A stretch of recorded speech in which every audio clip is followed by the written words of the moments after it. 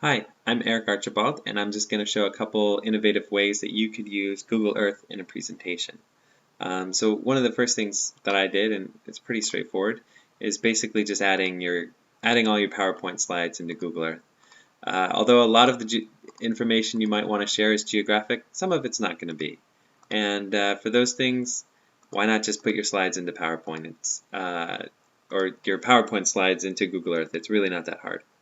Another thing that I thought was pretty cool that I did was I made an animation, and this animation basically shows world flooding. So we'll show it.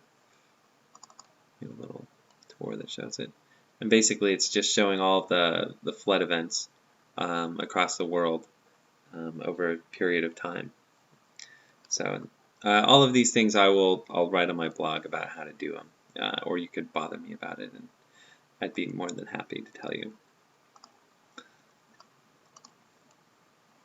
Okay, so let's kill that.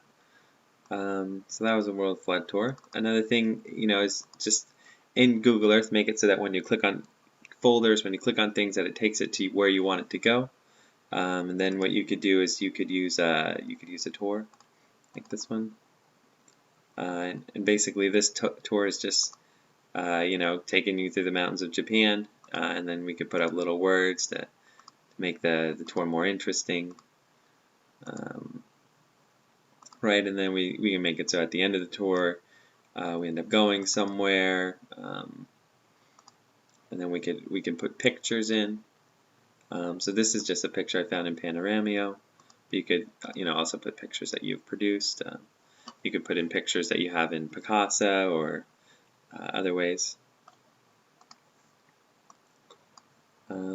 Another thing that I used extensively was, so you have a lot of maps, and maybe you just have pictures of the maps or PDFs of the maps.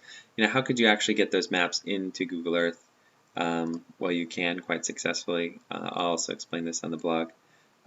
So this is just a population density map that I put into Google Earth. It was originally just in a PDF, and I took it and I put it here. Did also the same thing for precipitation. With precipitation, I added a little legend just to make it a little neater, so you can see what's going on here.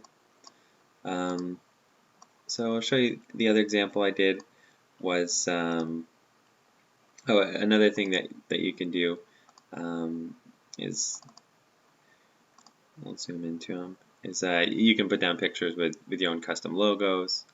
So with these ones I wanted to have one of a logo of evacuation, and then it shows my picture there. This one has a logo about information. It shows a picture there. Both pictures associated kind of with those geographic regions. Let's go to the Netherlands. And here I used actually a lot of similar techniques. You can just see kind of other ways to use them. So starting out with put up a slide. You kind of talk about the kind of general characteristics of the Netherlands. Talked about the 1953 floods. So we'll do these one at a time. So one was you could look at, okay, what's the storm surge?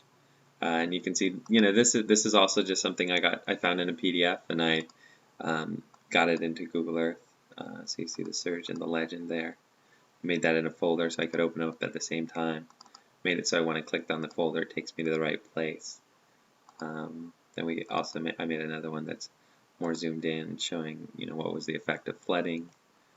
This one also was kind of done the same way, getting it from PDF. And then it's very cool to to take people and show them, okay, where are the things and what do they look like. So this is a really cool one. You can see the overhead view of this is a giant structure, a giant storm gate, and then then we can open up the picture. And if you've loaded all these beforehand, they'll load faster, but I didn't. You can open the picture and you can see, okay, what does this thing really look like on the ground? This is again Panoramio. So that's about it. Thanks for listening.